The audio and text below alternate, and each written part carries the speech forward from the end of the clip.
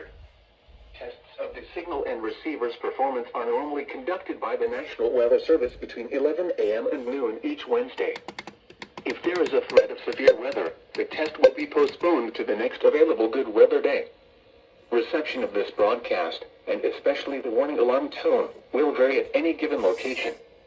This variability, normally more noticeable at greater distances from the transmitter, can occur even though you are using a good quality receiver in good working order.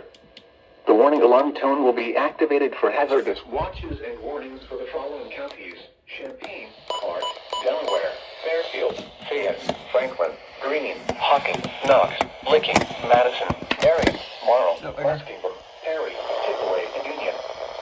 This concludes the weekly test of weather radio station KIG, 86 Columbus, Ohio.